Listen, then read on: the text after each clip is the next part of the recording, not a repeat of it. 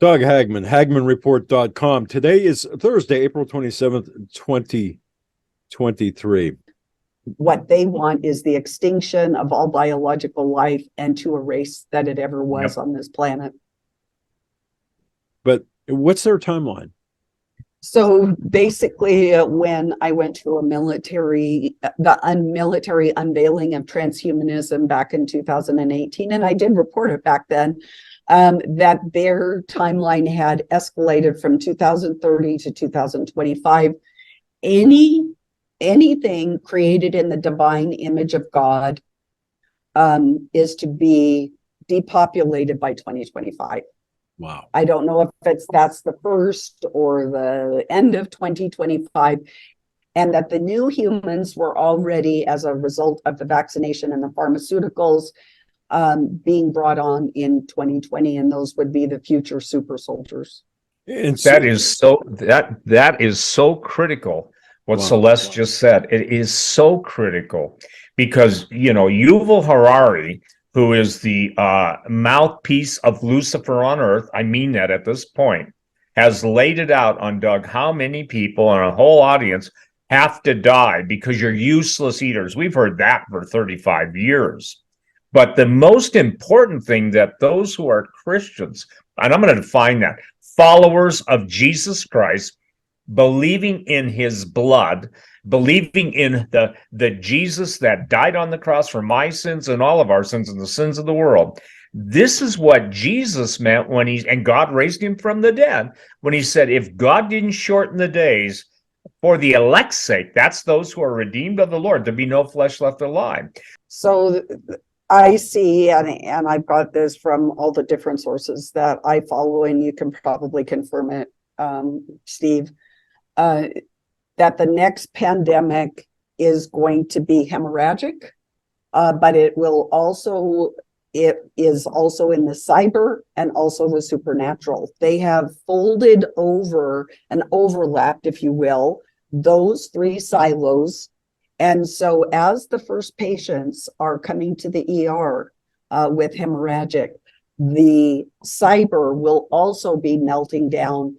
Meanwhile, spiritual entities, the likes that we've never seen before or witnessed, that's going to be that's the thing that I'm expecting. It's going to be called Ebola of systems.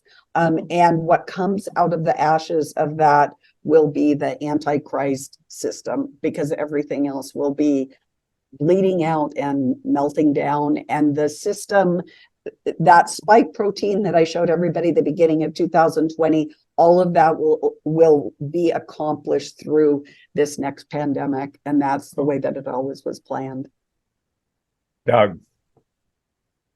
Does the central bank digital currency, and I apologize if this is off topic, does that factor into this? Yeah, so basically part of this synthetic biology, I'm sure some of you have heard the reports from South America that people have IP addresses.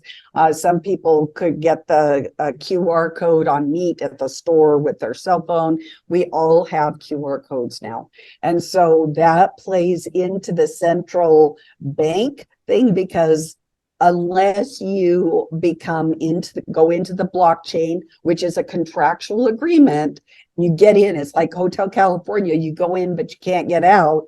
That's how we will either have to operate outside the system or within the beast system. So that's how it will be. Okay, so you're saying we can operate outside the system. We might have to go to Montana, be Steve's neighbor, okay, on the ranch, 2 ranches over from Steve, and trade in. I wish. Yeah, I wish. Right, and trade in, barter trade, and be off grid completely. Right? That's the only way out of this? That's the only way out. Yep. Okay. Go ahead, Celeste. Yeah, it's time for everybody to think about their position. Can you live outside of the system? If you're a follower of Jesus Christ, you have to live outside the system.